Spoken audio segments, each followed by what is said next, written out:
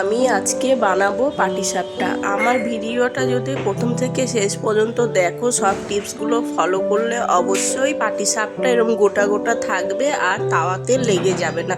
তো চলুন দেখে নেওয়া যায় আমি কিভাবে বানাই। আমি এখানে এই কাপের 2 কাপ নিয়ে নিয়েছি চালের গুঁড়ো, তার 1 কাপ নিয়ে নিয়েছি ময়দা, আর তার হাফ কাপ নিয়ে নিলাম সুজি। তো সুজি দিয়ে তার আর হাফ কাপ সুজির মাপে নিয়ে নিলাম আমি গুঁড়ো চিনি। তো এইগুলো সব কটা একসাথে মিক্সড করে নেব। আর এখানে নিয়েছি 500 গ্রাম লিকুইড দুধটা দিয়েই আমি এটা গুলে নেব। এখানে আমি লবণটা দিতে ভুলে গেছিলাম, তাই পরে লবণটা দিয়ে দিলাম। লবণটা পরে দিয়ে দিয়েছি, আর এইটা ভালো করে মিশিয়ে নেব। মিশিয়ে নিয়ে আমি 20 থেকে 25 মিনিট পর্যন্ত এটা ঢেকে রাখবো। তাহলে সুজিটা দিয়েছি, সুজিটা ভালো করে ভিজে যাবে, আর আমার পাটিসাপটাগুলো খুব ভালো হবে, সুন্দর হবে, যে ভেঙে যাবে না।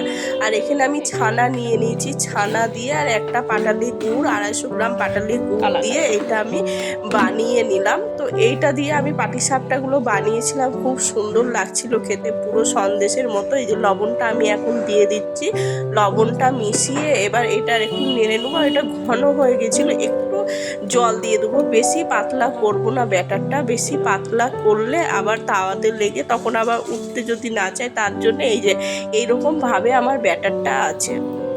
তো কড়াইতে আমি একটা টিস্যুতে করে তাওয়াতে একটা টিস্যুতে করে আমি তেলটা দিয়ে দিলাম। এবার আমি 1 হাতা মতো ব্যাটার নিয়ে নিলাম, ছোট হাতারই 1 হাতা।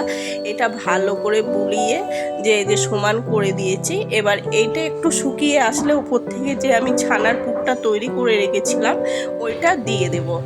তো এই যে দিয়ে দিয়েছি, এবার আমি আস্তে করে ওইটা ফোল্ড করে নিচ্ছি। যে এই যে আমার পাটিসাপটা একটু ভাঙে নেই, যেমন আস্ত বানিয়েছিলাম তেমনই আছে। এই যে সব কটা পাটিসাপটা এরকম সুন্দরভাবে হবে।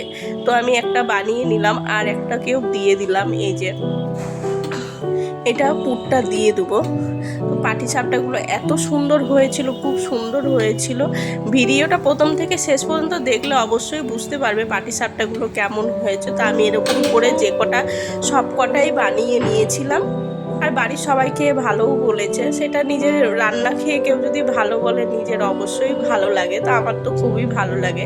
তো এই যে আমি এই কটা বানিয়ে নিয়েছি, এখনও অনেক কটা বাকি আছে, সেইগুলোও বানিয়ে নেব। একটাও কিন্তু ভাঙেনি আমার পাটিসাপটা। এই যে এইখানে আমি সব কটা বানিয়ে নিয়েছি, আমার পাটিসাপটা সব কটা কমপ্লিট হয়ে গেছে।